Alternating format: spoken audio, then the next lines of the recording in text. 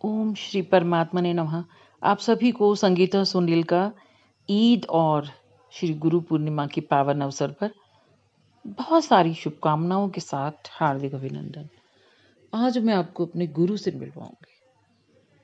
सभी अपने जीवन में गुरु धारण जरूर करते हैं और मैंने धारण तो नहीं करा, लेकिन हृदय से मैंने बहुत से गुरुओं को धारण किया हुआ है।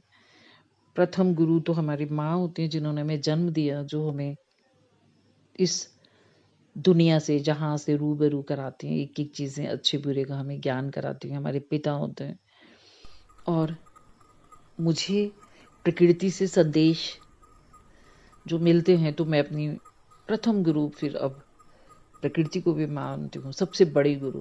प्रथम तो माँ है, लेकिन सबसे बड़ी गुरु, क्योंकि माँ का तो साथ छूट गया और प्रकृति का साथ जब तक हम हैं हमारे साथ हैं। और देखिए, जीव जंतु प्राणी जिनमें जीवन होता है वो क्या है? जीव। जिनमें प्राण है वो प्राणी। और इस प्रकृति में कितने जीव जंतु प्राणी हैं जिन्हें जब मैं देखती रहती हूँ तो उनसे बहुत सारी शिक्षाएं लेती हूँ।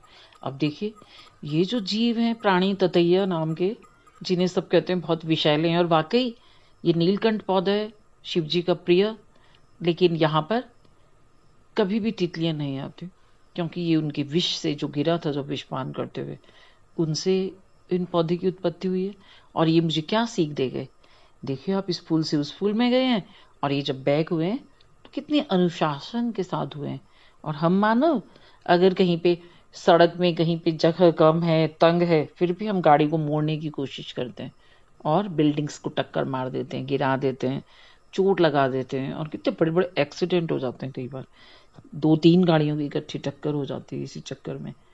और ये देखिए कितनी तहजीब से गए हैं। तो हुए ना भी हमारे गुरु।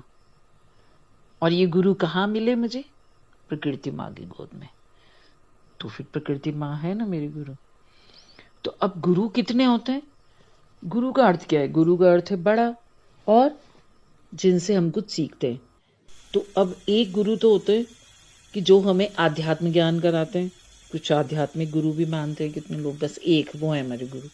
लेकिन मैं तो इतने गुरु हैं कि कहाँ तक, बहुत गुरु हैं। क्योंकि माता पिता मित्र संबंधी रिश्तेदार जिन्होंने भी मुझे अच्छे बुरे का ज्ञान कराया, मुझे कुछ सिखाया, वो हर क्षेत्र में। अगर किसी ने मुझे कुछ अचार बनाना सिखाया या चटनी बनानी सिखाई तो वो भी मेरे गुरु है। जितने यूट्यूबर्स हैं वो भी मेरे गुरु है। मैं वहाँ पर जाके कुछ ना कुछ सीखती रहती हूँ, तो वो सब भी, आप सब भी मेरे गुरु हैं। तो कहने का तात्पर्य क्या है? अब ये मैं आपको दिखा रही हूँ पार्शल शेड में और प्रकृति में। ये क्या चीज़? अब आप कहेंगे ये पार्शल शेड का गुरु से क्या संबंध है? बिल्कुल है। अभी आप ध्यान से सुनिएगा मेरी बात को। कुछ पौधे होते हैं जो पार्शल शेड में रहते हैं, जहाँ पे थोड़ी धूप छाएं। कुछ होते हैं जो धूप में ही रहते हैं, कुछ होते हैं जो छाया में ही रहते हैं।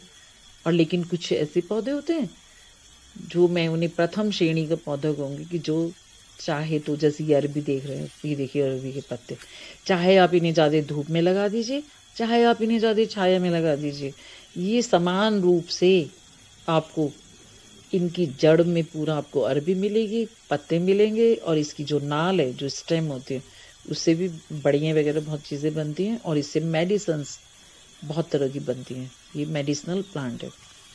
तो अब ये तो है ना हमारा कितना बड़ा गुरु, कि ये मुझे क्या सीख देगा? ये अरबी का पेड़ नहीं, पौधा। तो ये प्लांट मुझे क्या मैसेज दे गया? कि हर हाल में खुश रहने वाला, और अपना जो ग्रोथ है उस पर कोई कमी नहीं आने देने वाला एक ऐसा पौधा। और ये ऐसा है शीशे का पौधा, ये देखिए जिसमें लाइनिंग है। ये तो छाया में ही रहते हैं जनाब।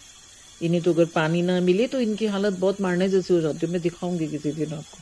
तो अब ये आपके हाथ में है कि आपने सैन शीशे जैसा बनना है या उन अरबी के पत्तों जैसा बनना है। तो अब मैं आपसे इन्हीं शब्दों के साथ अब अपनी वाणी को विराम देकर विदा लेना चाहूँगी।